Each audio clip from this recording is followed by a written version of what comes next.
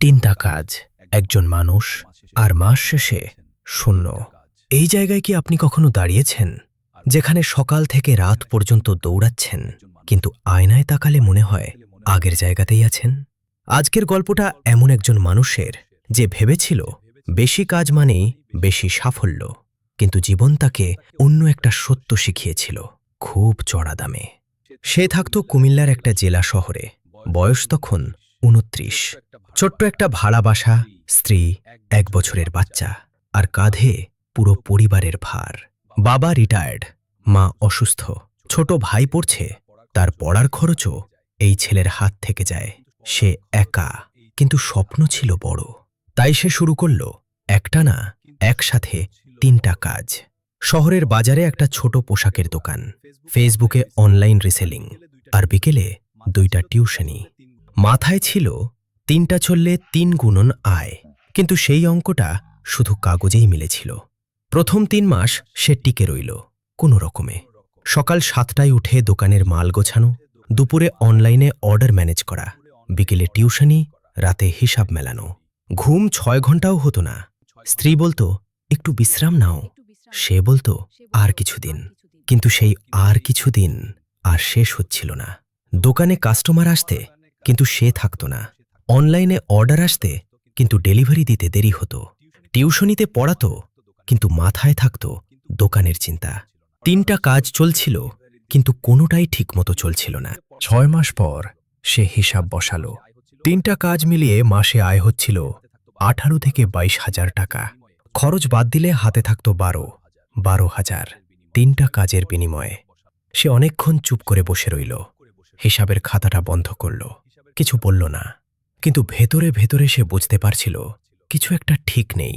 সমস্যাটা পরিশ্রমে না, সমস্যাটা অন্য জায়গায়। তখনই পাশের বাড়ির চাচা একদিন জিজ্ঞেস করলেন, চায়ের কাপ হাতে, একটু হেসে, তোমার তো ৩টা কাজ, এত কাজ করো, তবু শুনলাম ধার করছো। সে কিছু বলেনি, শুধু চায়ের দিকে তাকিয়ে রইল। কিন্তু সেই কথাটা, সেই একটা কথা ভেতরে গেঁথে গেল। রাতে ঘরে ফিরে স্ত্রী জিজ্ঞেস করল, কি হয়েছে? সে বলল, কিছু না। কিন্তু সেই রাতে সে ঘুমাতে পারেনি, কারণ চাচার কথাটা মিথ্যা ছিল না। সত্যিই সে গত মাসে ধার করেছিল ছোট ভাইয়ের পরীক্ষার ফি দিতে, ৩টা কাজ করেও। সেই রাতেই সে একটা কাজ করল। ৩টা কাজের একটা করে তালিকা বানালো।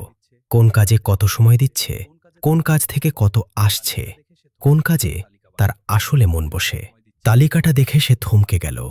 অনলাইন রিসেলিং, সময় বেশি, আয় কম, কোনো নিজস্বতা নেই। টিউশনি, স্থির আয় আছে, কিন্তু স্কেল হওয়ার সুযোগ নেই। পোশাকের দোকান, সময় কম দিচ্ছে, কিন্তু যতটুকু দিচ্ছে সেখানে কাস্টমার ফিরে আসছে। সে আবার তালিকাটার দিকে তাকালো দীর্ঘক্ষণ, তারপর কলমটা রাখল, সিদ্ধান্ত নিল। একটা কথাও বলল না, শুধু ঠিক করল কাল থেকে। পরদিন সকালে সে টিউশনির ছাত্রদের বাসায় ফোন করল, বিনয়ের সাথে জানালো আর পড়াতে পারবে না। দুপুরে অনলাইন রিসেলিংয়ের পেজটা বন্ধ করল, শুধু রইল দোকানটা। বাড়িতে এসে বলল স্ত্রীকে। স্ত্রী একটু চুপ করে রইল, তারপর বলল, মাস চলবে? সে বলল, দেখি। মা শুনে বললেন, এত কষ্ট করে টিউশনি পাইছিলি, ছাইরা দিলি?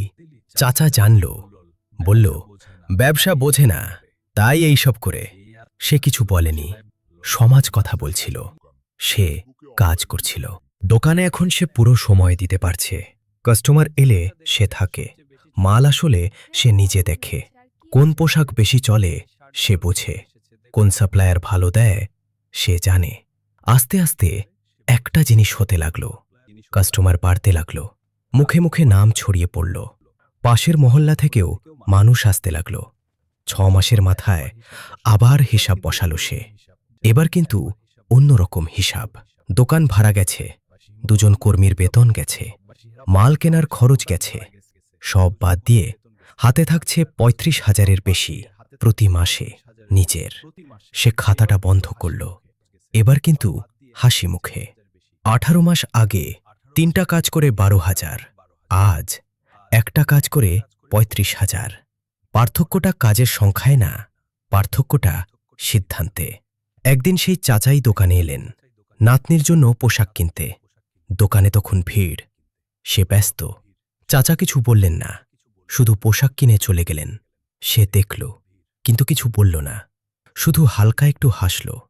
সেই হাসিটা রাগের ছিল না, অহংকারেরও না, এটা ছিল বোঝার হাসি।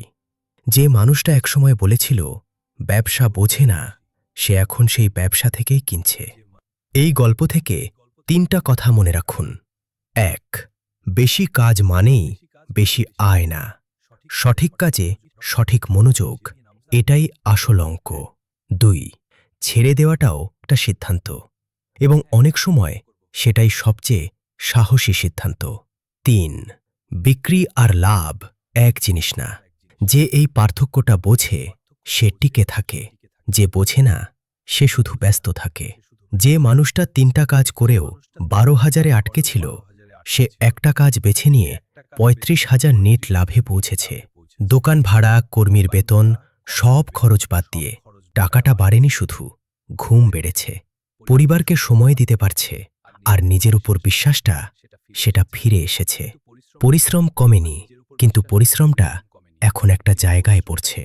আপনিও কি এখন 3টা কাজ একসাথে টানছেন? মাস শেষে হিসাব মেলাতে পারছেন না? একবার থামুন, তালিকা বানান, দেখুন কোনটায় আপনি আসলে ভালো, কোনটায় মানুষ আপনাকে ফিরে খোঁজে। সেটাই আপনার কাজ, বাকিগুলো সাহস করে ছেড়ে দিন। যে মানুষ সবকিছু আঁকড়ে রাখতে চায়, সে শেষমেশ কিছুই ধরে রাখতে পারে না। বিজনেস লেজার, সিদ্ধান্তই পরিচয়।